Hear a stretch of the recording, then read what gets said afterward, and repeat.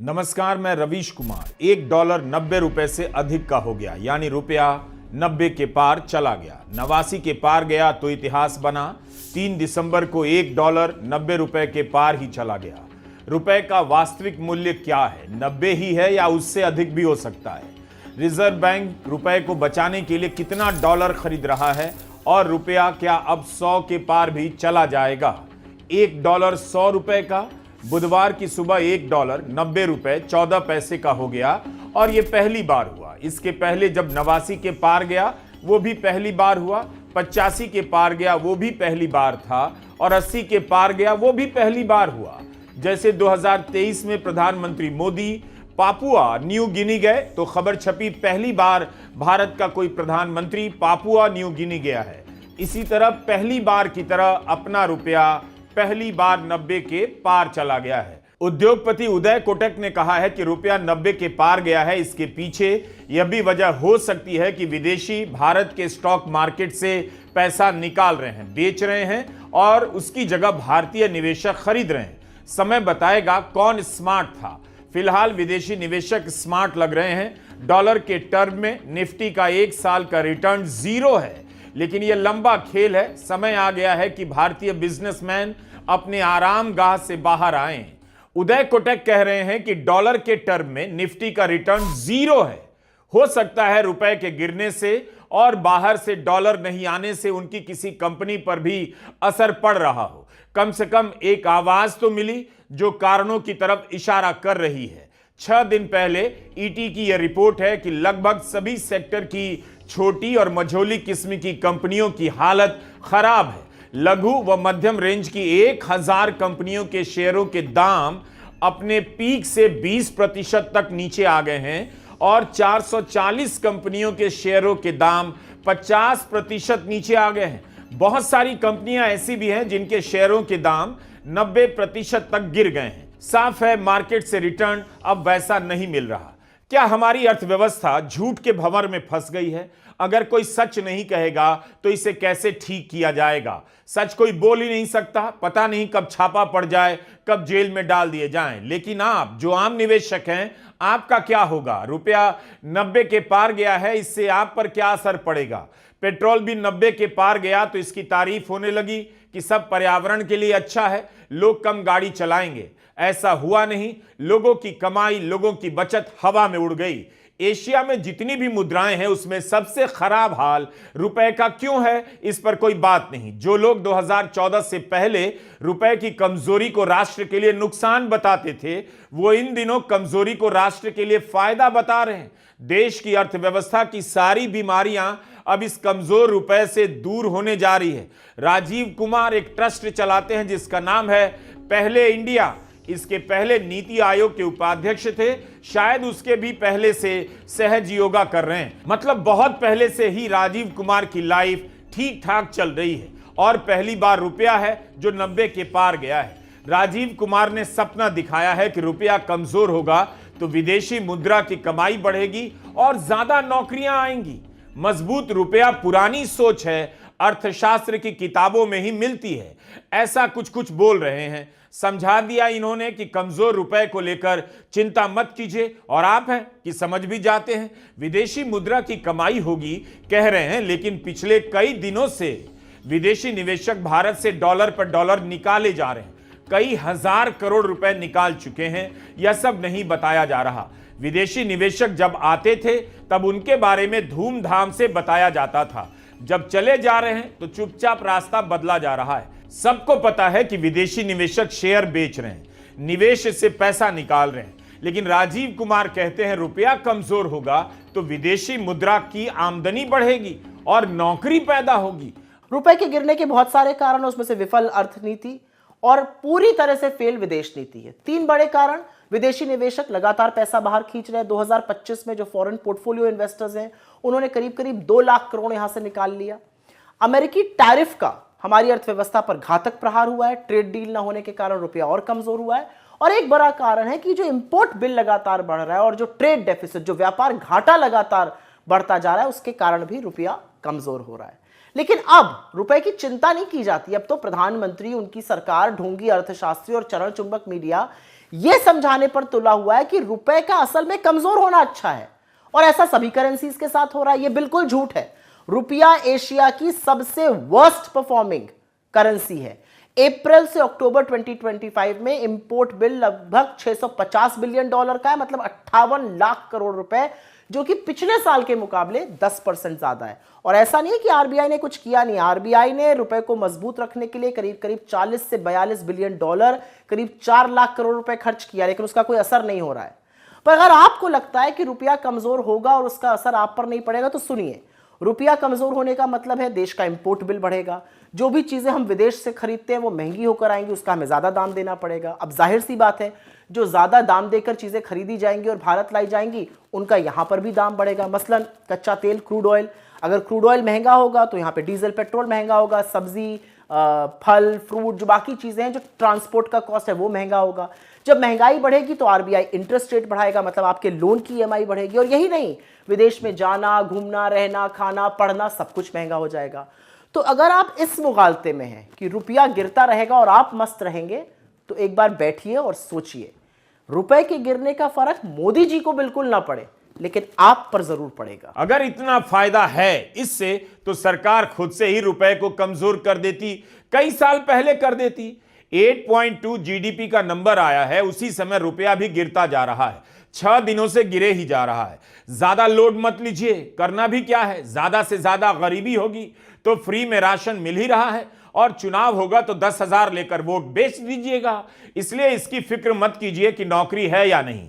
सबसे पहले ration card बनवाइए और जीविका दीदी या जीविका दादा में अपना नाम जुड़वाइए। नौकरी की छोड़िए, यहां इंटर्नशिप पर आफत मची है कि आपको किसी ने कहा है पीएम इंटर्नशिप योजना फेल कर चुकी है। पीएम इंटर्नशिप योजना जब लॉन्च हो रही थी तब की इन खबरों को देखिए, लगेगा पीएम इंटर्नशिप योजना की ही कमी थी। इस आइडिया के बाद सबको ट्रेनिंग मिलेगी और नौकरी ही नौकरी होगी। फरवरी 2024 में बजट के दौरान इस स्कीम की घोषणा हुई, खूब तालियां बजी, गजब की योजना आई है। ऐसी योजना मोदी जी ही सोच सकते हैं। अक्टूबर के महीने में जब यह योजना लॉन्च की गई, उस समय की इन हेडलाइनों को देखिए। जागरण पर तीसरे पन्ने की हेडलाइन है, दशहरा पर आर्थिक रूप से कमजोर युवाओं को सरकार से सौगात। अमर उजाला के पहले पन्ने की हेडलाइन देखिए, युवाओं को रोजगार के काबिल बनाया जाएगा।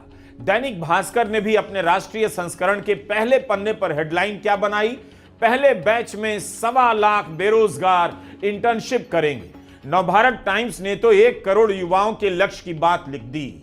लॉन्च के बाद लाइव मिनट ने यह खबर छापी और बताया कि Mahindra and Mahindra, max life insurance और अलेम्बिक फार्मा युवाओं को इंटर्नशिप देने में लीड कर रहे हैं। लॉन्च के समय बिजनेस स्टैंडर्ड की रिपोर्ट देखिए, इंटर्नशिप स्कीम में आरक्षण का लाभ मिलेगा। इस साल मई में लाइव मिनट ने रिपोर्ट किया कि सरकार इस स्कीम का विस्तार करने के बारे में सोच रही है। सीएसआर के तहत लिस्टेड टॉप 500 की सभी कंपनियों को स्कीम में भाग लेने का अवसर दिया जाएगा। लाइनें देखिए किस तरह से खबरें लिखी जाती हैं। पीएम इंटर्नशिप योजना का टारगेट था कि 5 साल में 1 करोड़ युवाओं को इंटर्नशिप दी जाएगी, यानी 1 साल में 20 लाख युवाओं को ट्रेनिंग देनी थी। आप यकीन करेंगे पहले साल में कितनों को इंटर्नशिप मिली है, वही बताने जा रहा हूं। तृणमूल कांग्रेस की सांसद शाइनी घोष ने भारत सरकार के कॉर्पोरेट मंत्रालय से सवाल पूछा, कितना पैसा इस योजना में आपने दिया, कितने छात्रों को इंटर्नशिप मिली। कॉर्पोरेट राज्य मंत्री हर्ष मल्होत्रा ने जवाब दिया कि 3 अक्टूबर 2024 को एक पायलट प्रोजेक्ट शुरू हुआ, जिसका लक्ष्य था 1 साल में 1.25 लाख इंटर्नशिप के अवसर प्रदान करना। बाकी कहानी छोड़िए कि कितनों ने प्रस्ताव दिया, कितनी कंपनियों ने पोर्टल पर नाम दर्ज कराए, ये सब छोड़ दीजिए। रिजल्ट क्या निकला उसका आंकड़ा देखिए जो बता रहा हूं। 26 नवंबर 2025 तक पहले दौर में 2066 छात्रों ने इंटर्नशिप पूरी की। इस पर सरकार ने 73 करोड़ से अधिक की राशि खर्च की। इस 73 करोड़ में से 16 करोड़ से अधिक की राशि विज्ञापन पर खर्च की गई। लेकिन पीएम इंटर्नशिप योजना फ्लॉप हो गई या योजना बेकार है, चल नहीं पा रही है, इस तरह की हेडलाइन आपको नहीं दिखेगी, क्योंकि याद रखिए विज्ञापन पर 16 करोड़ रुपए खर्च हुए तो पैसा मीडिया को मिल चुका है। अब वह क्यों पता करेगा इंटर्नशिप के नाम पर क्या हो रहा है, क्योंकि 4,566 छात्रों ने इंटर्नशिप बीच में ही छोड़ दी है। नौकरी कितनों को दी गई, क्या आप जानना चाहेंगे? यह सवाल कौन पूछ रहा है? बीजेपी के सांसद नहीं, तृणमूल की सांसद जून मालिया ने पूछा कि कुल इंटर्न में से कितनों को कंपनियों ने नौकरी पर रखा। तो सरकार ने क्या कहा? 17 कंपनियों ने 95 लोगों को नौकरी दी है।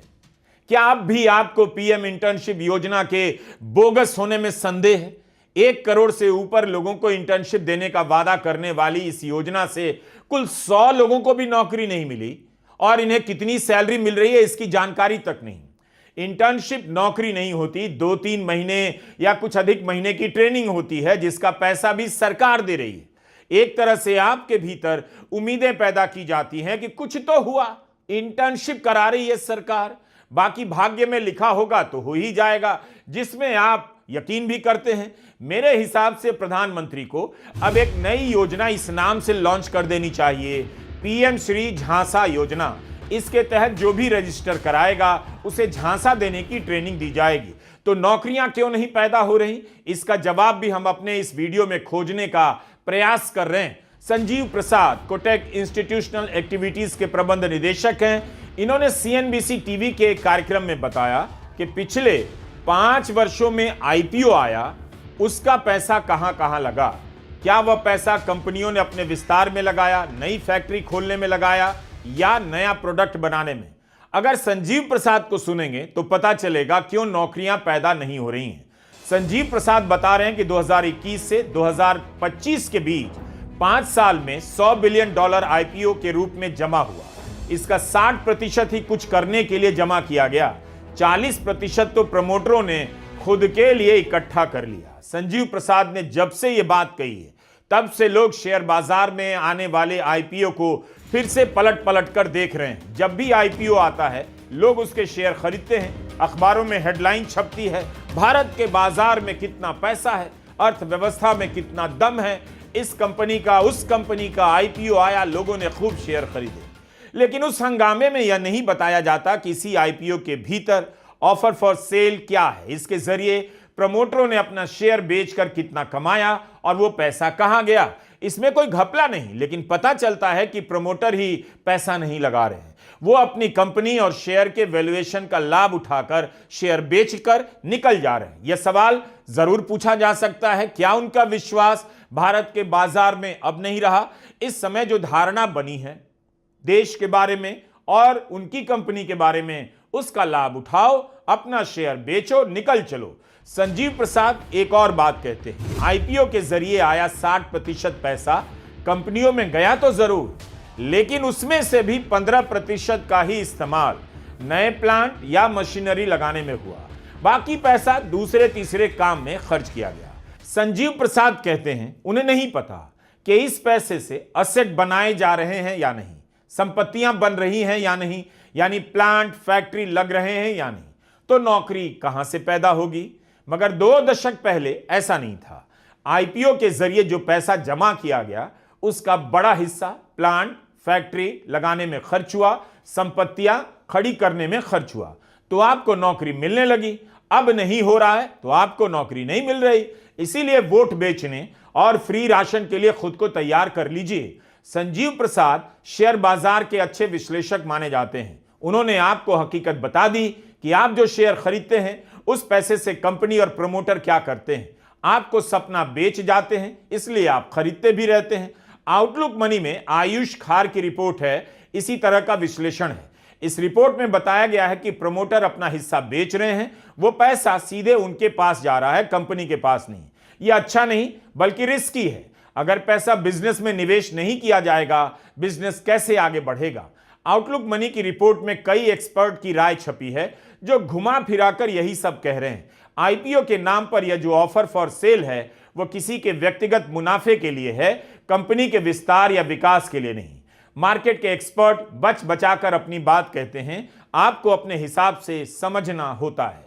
कंपनी के प्रमोटर क्या कर रहे हैं, वो देख रहे हैं उनकी कंपनी का शेयर अब इससे आगे तो जाएगा नहीं, जितना जाना चाहिए था उससे भी ज्यादा चला गया है, तो अब इस मार्केट में रहने से फायदा नहीं। हकीकत उन्हें पता है तो अपने हिस्से का शेयर बेचकर निकल जाते हैं, उनका रिस्क खत्म हो जाता है। उनकी जगह आप शेयर खरीदते हैं और उनके रिस्क को ढोने लग जाते हैं। सरल हिंदी में, वे अपनी कंपनी की पालकी अपने कंधे से उतारकर आपके कंधे पर रख जाते हैं और उड़ जाते हैं। अगर पैसा कंपनी में नहीं लगेगा तो कंपनी जहां है वहीं रह जाएगी, नौकरी पैदा नहीं होगी।